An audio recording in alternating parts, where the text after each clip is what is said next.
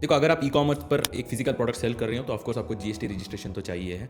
अगर आप बुक्स वगैरह सेल कर रहे हो तो अगेन जीएसटी रजिस्ट्रेशन की जरूरत नहीं है, बट अगेन जो भी प्रॉफिटेबल प्रोडक्ट्स है उसके लिए जीएसटी रजिस्ट्रेशन तो चाहिए। तो इस वीडियो में किस तरह आप जीएसटी रजिस्ट्रेशन ले सकते हैं स्टेप बाय स्टेप मैं एक्सप्लेन करूंगा, आप फॉलो करते जा सकते हैं। बट उससे पहले आपको डॉक्यूमेंट्स रेडी रखना है। क्या क्या डॉक्यूमेंट्स आपको रेडी रखना है मैं सिंपल तरीके से एक्सप्लेन करता हूँ। तो सबसे पहले आपका पैन कार्ड, आपका खुद का पैन कार्ड ही, मतलब क्योंकि प्रोप्राइटरशिप से आप अप्लाई करते हैं एज ए बिगिनर, तो आपका खुद का पैन कार्ड ही आप इस्तेमाल कर सकते हैं। आपका आधार कार्ड जो आईडी प्रूफ है, अगेन जो भी एड्रेस आपका आधार कार्ड में है वो फर्क नहीं पड़ता है, कुछ भी एड्रेस हो सकता है, क्योंकि एड्रेस प्रूफ के लिए आपको सेपरेट डॉक्यूमेंट चाहिए। तो अगर आप एक रेंटेड प्रीमिसेस में रह रहे हैं तो आपको रेंट एग्रीमेंट या लीज एग्रीमेंट और उसके साथ electricity bill. Again electricity bill में आपके नाम ही रहने की जरूरत नहीं है, आपके फादर के नेम में रह सकते हैं, आपका ओनर के नेम में रह सकता है, बट उसके साथ आपको एनओसी या रेंट एग्रीमेंट चाहिए होता है। NOC which is no objection certificate. तो आप एनओसी आसानी से बना सकते हैं, कोर्ट के सामने जो टाइप राइटर्स रहते हैं या साइबर कैफे में भी बना के देते हैं, तो एक स्टैम्प पेपर पे रहता है वो, तो वो एनओसी बना सकते हैं, वरना अगेन रेंट एग्रीमेंट भी चल जाता है। तो ये सारे डॉक्यूमेंट्स आपको चाहिए होते हैं जीएसटी रजिस्ट्रेशन के लिए, तो आप जीएसटी ले सकते हैं। और बाकी जो भी क्वेश्चन है एक्चुअली मैं एक्सप्लेन करते करते ही आपको जीएसटी रजिस्ट्रेशन करवा के दिखाऊंगा, क्योंकि हमारा एक क्लाइंट का जीएसटी रजिस्ट्रेशन था, तो मैंने सोचा उसका ही एक वीडियो बना दूं, उनका परमिशन भी हमने ले लिया है। सो उसी वीडियो को मैं प्ले करूंगा और उस बीच में बिगिनर पर्सपेक्टिव से हमारा क्लाइंट ने ही कुछ क्वेश्चंस पूछा है और बाकी मैंने भी कुछ क्वेश्चंस को आंसर किया है एक्सप्लेन करते करते, उसको कंप्लीटली गो थ्रू कीजिए। सो हाय Hariprasad. Hey bro. Hi. Now I'll share my screen and this will be the GST registration process. So I hope you can see my screen, right? Yes, bro. Okay. So we are in gst.gov.in. The process is similar to creating any other like social media account, similar to that. So Okay, bro. once it is done, you will be getting email ID, password, all those things, where you can only log in by yourself and change their process and check all the other details. So we are into new registration now. Yes, Here bro. we have to select the taxpayer. Here you can see there are multiple options, right?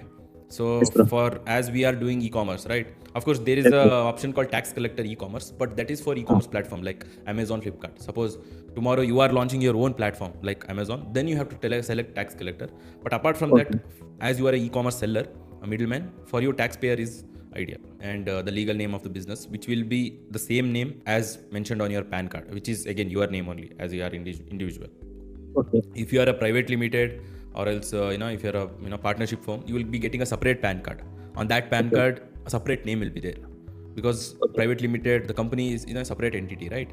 So here as you are doing as a proprietorship, so you use your own name itself, which is on the PAN, which is on your PAN card and your PAN number. Then comes the email ID and mobile number. So the first thing that we are generating is TRN number, right Vinay? So we have to generate Yes. the TRN number, which is temporary reference number. Once you get the temporary reference number, then we can log in and submit all the details. There will be several tabs which we fill out, Okay. and then we will get the GST. So your temporary reference number is generated, right? You can see. So using the TRN, we can log in now. Sorry. Again, we need to go to register instead of Registration. register. We have to select the TRN. Before we had selected new registration, now we have to select the TRN number, which is temporary reference Okay. number. We have to enter the TRN, fill out the CAPTCHA, and then proceed. As you can see here, application for new registration, right? There is expiry date also. Within 18 we have to submit. So they will give a time of 15 days. So within 15 days we have to fill out, or otherwise this temporary reference number will be lapsed, right? We have to again create the temporary reference number using different email ID at that time. So anyhow, we have all the documents ready. So we will go ahead and click on the action. So here you can see there are several tabs, right? So you can see there are plenty of tabs. One is business details, next one is promoters or partners, authorized signatory, authorized representative, principal place of business, additional places of business, goods and services, state specific information, Aadhaar card authentication, and then finally verification. If we fill out all the tabs, then we can submit, and then authority, GST authority, they will verify our documents and they will approve our GST. So which might take anywhere around 7 to 15 days. Usually in 3 to 4 days now we are getting GST, right Vinay? Yeah. From the past 6 months, so we can get the GST within a couple of days. Yes. The first tab is business details, where we have to enter the business details, of course. So the trade name, the constitution of the business. Yeah, you can enter the trade name. So a lot of people will be having a question that what should be the trade name? What is trade name basically? So trade name is a top level company name, right? So Okay. we can keep trade name and Amazon store name same. Right. Then for each and every product, we can keep a separate brand name. For example, let's say Mahindra. Mahindra is a trade name, and XUV700, Mahindra Thar, Scorpio. These are all brand name. Similar way, here you have to keep a trade name which represents yourself, your company, like top level company name. Then Okay. constitution of business, which is proprietorship. Here you can see there are plenty of options like private limited, like public limited, or else LLP. So usually these are the options, but most of the people, since they use their own individual PAN card to do the business, then we have to select proprietorship itself. What is the difference between proprietorship and private limited company? See, the major difference between proprietorship and private limited is, see, in proprietorship you are using your own PAN card, right? For private Okay, limited you are creating a separate entity. You will be getting AOA, MOA, and you will be getting a separate PAN card, right? So for example, Hari Prasad Private Limited, like that, ABC Private Limited. So ours is private limited actually. So that in using that PAN card, what you can do is you can get a separate bank account. You can get a separate GST. So everything will be separate. You will be operating that particular company as a director. Now in proprietorship, everything will be in your name itself. So you will be using your own PAN card. With that PAN card, you will be getting GST. That with that particular PAN card itself, you will be getting bank account, all those. And the major difference and advantage is the limited liability, right? If you are operating as a director to a company, if you take a loan in the name of your company, and for some reason you are not able to fulfill that loan, banks only can take money from that particular entity itself. Let's say legal cases or something like that happens to your company. No assets of your individual assets will be liable. Involved. Okay. Yeah. So if you are doing as a proprietorship, since you are using your own individual PAN card, right? So you will be liable. Your assets, all those things will be liable for your business. So what I suggest is, since right now your turnover is not a huge turnover, right? Once you cross a turnover of like 75 lakhs, 1 crore per year, then you can convert your proprietorship into private limited. As of now, since you are a beginner, you better start with proprietorship. And one more difference is for private limited, the ITR, the income tax will be flat 30%. Even if you make like 100 rupees, you have to pay 30 rupees tax. So like that it is. But for proprietorship, it is not like that. It depends upon how much you are making. There will be tax slabs. So if you are making 5 lakhs, like 6 lakhs, and all, there will be no tax. Certain amount of revenue, then only the tax will be liable for you. So that is one advantage of proprietorship. तो ये सारा process अगर आपको automate करना है professional से, हमारा done for you service आप चेकआउट कर सकते हैं, जहां पर हम अकाउंट रजिस्ट्रेशन से लेकर प्रोडक्ट लॉन्च करवा के देते हैं. अगेन आप एक फ्री कॉल बुक कर सकते हैं, आपको लिंक डिस्क्रिप्शन में मिलेगा, जहां पर आप डायरेक्टली मुझसे कनेक्ट हो सकते हैं. We can discuss and we can kick start the process from there. Are you applying registration as a casual taxable person? So you don't have to select any option there. Option for composition, even there also you don't have to select. Option for registration under 14A rule. So here you have to select yes. I hereby declare aforesaid business shall abide by the conditions and restrictions specified in the Act of Rules for opting to register under Rule 14A. Yeah, you can read the rule there. And reason to obtain registration. Here we have to select selling through e-commerce portal. If you have any existing registration, you have to mention there. Or else you can just save and continue. Here identity information. So here the designation, since you are doing proprietorship, right? So you will be the proprietor. If you had a private limited company, we had to mention like director, and we have to mention the DIN also, which is director identification number. But again, since you are proprietorship, mentioning proprietor is enough. Are you citizen of India? Yes. PAN number. And if you have any passport number also, you can mention. It's not mandatory anyhow. Now here comes the address. We have to enter the address. Yeah, then comes the document. You have to upload your photograph. Here another information, also authorized signatory. Here a lot of people will be having that particular question. So here, since you are operating alone, right? So we have to select yes only, because you yourself will be the authorized signatory. And next comes the authorized signatory. Again, we have to select the primary authorized signatory. The system automatically fills out the details. Now here authorized representative. Do you have any authorized representative? No, not required. You can just click on save and continue. And the next comes the principal place of business. So a lot of people will be having that questions that my address on Aadhaar card and PAN card is different from where I am actually currently now. So it does not matter for address proof. We just have to give two documents, right? Which is, one is NOC or else rent agreement, and another one is electricity bill.